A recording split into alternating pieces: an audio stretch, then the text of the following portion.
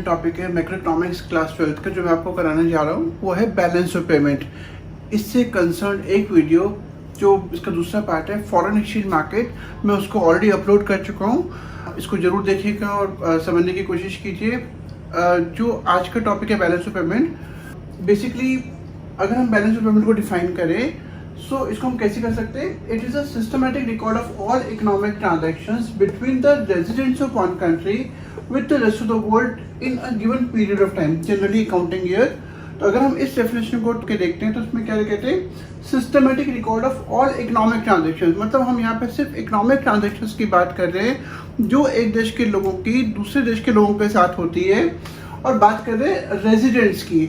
हम normal resident की बात करें, अगर आपने मेरी नॉर्मल रेजिडेंट पे जो मेरी शायद सेकेंड या थर्ड वीडियो है, अगर आपने उस वीडियो को ध्यान से देखा होगा तो नॉर्मल रेजिडेंट कौन लोग होते हैं, वो लोग जो इंडियन टेरिटरी में रह रहे हैं for more than a period of 1 year, 1 साल से ज़्यादा, और उनका जो सेंटर ऑफ इकोनॉमिक इंटरेस्ट है, मतलब वो कोई ऐसा काम कर रहे हैं जिससे उनको अर्निंग हो रही है, वो इंडिया में ही है। तो ऐसे लोगों को हम नॉर्मल रेजिडेंट काउंट करते हैं। उनका centre of economic interest India में है एंड वो 1 साल से ज़्यादा यहाँ पर रह रहे हैं। ये इंडिविजुअल्स भी हो सकते हैं और ये इंस्टीट्यूशंस भी हो सकते हैं। तो बच्चों, अभी हमने डेफिनेशन करी बैलेंस ऑफ पेमेंट की। अगर हम उस डेफिनेशन को ध्यान से देखते हैं तो सबसे जो पहला पॉइंट हमारे को उस डेफिनेशन से क्लियर होता है कि बैलेंस ऑफ पेमेंट एक सिस्टमैटिक रिकॉर्ड है of all economic transactions between the resident of one country with rest of the world. Systematic record of all economic transactions. जो दूसरा पॉइंट है, हम बैलेंस ऑफ पेमेंट में विजिबल आइटम्स होते हैं जिन items को हम देख और टच कर सकते हैं, जैसे कि गुड्स। तो गुड्स यहाँ पर आ गए। इनविजिबल आइटम्स जैसे सर्विसेज एंड यूनिलैटरल ट्रांसफर्स, ये वन वे पेमेंट्स होती है, डोनेशन, ग्रांट्स वगैरह, जो हम बैलेंस ऑफ पेमेंट में रिकॉर्ड करते हैं। इसका थर्ड जो इंपॉर्टेंट पॉइंट हमारे को समझ में आता है वो है it is a flow concept as it is related to a period of time. भाई बैलेंस ऑफ पेमेंट हमेशा 1 साल के लिए बनाई जाती है, क्योंकि यहाँ पे पीरियड इन्वॉल्व है, पूरे 1 साल के लिए बनाई जा रही है। तो ये एक फ्लो कॉन्सेप्ट है। अगर आपको याद हो कि हमने नेशनल इनकम के चैप्टर में फ्लो एंड स्टॉक का कॉन्सेप्ट पढ़ा था। Stock is anything which is measured at a point of time. जब हम किसी पर्टिकुलर पॉइंट ऑफ टाइम पे मेजर करते हैं हम उसको बोलते हैं स्टॉक कॉन्सेप्ट। लेकिन जब हम पूरे पीरियड के लिए कुछ चीज़ को कंसीडर करते हैं तो उसको हम बोलते हैं flow concept. So balance of payment एक फ्लो कॉन्सेप्ट है। याद रखिए कि एक 1 मार्कर आता है। अब इसका जो फोर्थ पॉइंट है वो double entry system of accounting is followed. हम जब भी बैलेंस ऑफ पेमेंट बनाते हैं तो जो भी इकोनॉमिक ट्रांजैक्शंस होती है उसको 2 जगह पे रिकॉर्ड किया जाता है, एक जहाँ पे पैसा आ रहा है और एक जो पैसा दे रहा है। तो इस तरीके से हम उसको double entry system of accounting को फॉलो करते हैं। ओके बच्चों, अभी हमने करा है बैलेंस ऑफ पेमेंट का डेफिनेशन। अब हम कर रहे हैं उसके कंपोनेंट्स। सबसे पहला जो कंपोनेंट है उसको हम विजिबल आइटम्स भी बोलते हैं, क्योंकि हम यहाँ पे बात कर रहे हैं export of goods and imports of goods की। भाई जब हम एक्सपोर्ट करते हैं गुड्स का, इसका मतलब हम गुड्स को बाहर बेच रहे हैं। सपोज हमने एज्यूम करा कि 200 रुपये की गुड्स हमने एक्सपोर्ट करी, मतलब 200 रुपये हमारे पास आएंगे। सिमिलरली अगर हमने यहाँ पे एज्यूम करा कि 100 रुपये की गुड्स इंपोर्ट करी, मतलब हमको 100 रुपये का पेमेंट करना पड़ेगा। अगर आप ध्यान से देखेंगे 200 रुपये आ रहे हैं, 100 रुपये जा रहे हैं, मतलब हमारा जो बैलेंस ऑफ ट्रेड है, इन दोनों का डिफरेंस बैलेंस ऑफ ट्रेड कहा जाता है। वो हमारा सरप्लस में, क्योंकि हमें पैसा आया जाता है गया काम में। जो इसका दूसरा कॉम्पोनेंट है वो है export of services and import of services. Export of services को और इम्पोर्ट ऑफ सर्विसेज को हम इनविजिबल आइटम्स भी बोलते हैं, क्योंकि हम इन आइटम्स को देख नहीं सकते। जैसे कि बीपीओ सर्विसेज हो गई, केपीओ सर्विसेज हो गई, जो कॉल सेंटर्स वगैरह की सर्विसेज होती है, वो सारा यहाँ पर काउंट होता है। ऐसे हम बैंकिंग, इंश्योरेंस, बहुत सारे टाइप की सर्विसेज हैं जो हमारी कंट्री की लोग बाहर के देश के लोगों को प्रोवाइड करते हैं, वो सारा हमारा इनविजिबल आइटम माना जाता है। अब अगर आप ध्यान से देखेंगे, हमने सर्विस एक्सपोर्ट करी 100 रुपये की, इंपोर्ट करी 300 रुपये की, मतलब हमारे को पैसा इस साइड में आ कम रहा है, जा ज़्यादा रहा है। यहाँ पर हमारा -200 है। तो मतलब क्या हो गया, हमारा जो बैलेंस ऑफ सर्विसेज है दैट इज -200। जो इसका थर्ड कंपोनेंट है वो है unilateral receipts and unilateral payments. Unilateral payments वो पेमेंट्स होती हैं जो 1 वे पेमेंट्स होती हैं, जैसे डोनेशन है, ग्रांट्स है, सब्सिडीज है और फाइनेंशियल हेल्प है। तो इतनी 1 वे पेमेंट्स हमारे को आई बहुत सारी कंट्रीज या बहुत सारी इंटरनेशनल इंस्टीट्यूशंस हैं, IMF हो गया, वर्ल्ड बैंक हो गया, एशियन डेवलपमेंट बैंक है, जो हमारी कंट्री को हेल्प करते। तो हम एज्यूम कर रहे हैं कि सपोज उन्होंने हमारे को 300 रुपये का हेल्प करा। सिमिलरली जैसे हमको बाहर से हेल्प मिलती है, तो हम भी ऐसे बहुत सारी कंट्रीज हैं जिनको हम फाइनेंशियल हेल्प प्रोवाइड करते हैं, डोनेशन, ग्रांट्स, फ्लड रिलीफ, दूसरे टाइप की फाइनेंशियल हेल्प। तो सपोज हमने यहाँ पे 400 रुपये का हेल्प करी। अब अगर आप ध्यान से देखेंगे तो इस हेड में हमारे पास आ रहा है 300 रुपये, जा रहा है 400 रुपये, मतलब हमारा -100, because we are paying more than what we are receiving. हम पे ज़्यादा कर रहे हैं, रिसीव कम कर रहे हैं।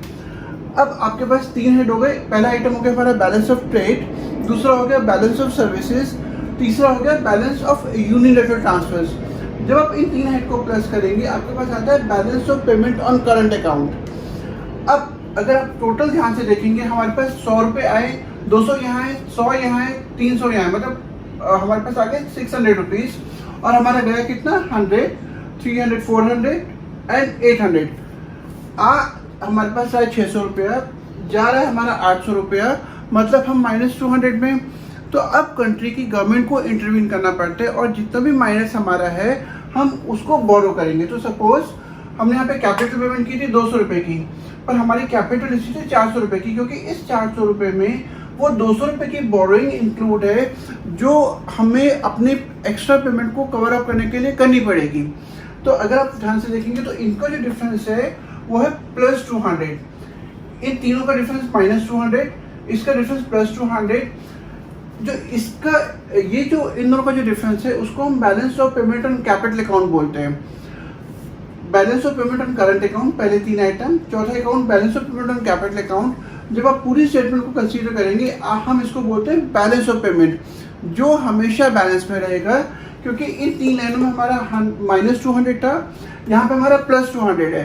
तो अल्टीमेटली जो हमारा बैलेंस ऑफ पेमेंट है वो हमेशा 0 रहेगा। Balance of payment always balances, surplus या नेगेटिव नहीं होता यहाँ पर। ओके बच्चे, एक बहुत इंपॉर्टेंट क्वेश्चन आता है और इस चैप्टर में टीचर्स का एक बहुत फेवरेट क्वेश्चन है। हमको बताना है difference between balance of trade and balance of payment. भाई मैंने आपको अभी बैलेंस ऑफ पेमेंट के कंपोनेंट बताए थे, तो उस पर जो सबसे पहली लाइन थी वो थी बैलेंस ऑफ ट्रेड, और जो चारों लाइन को मिला के था वो था बैलेंस ऑफ पेमेंट। तो इस तरीके से हम डिफाइन कर सकते हैं। जो पहला डिफरेंस है वो मीनिंग के बेसिस पर इसको डिफरेंशिएट कर सकते हैं।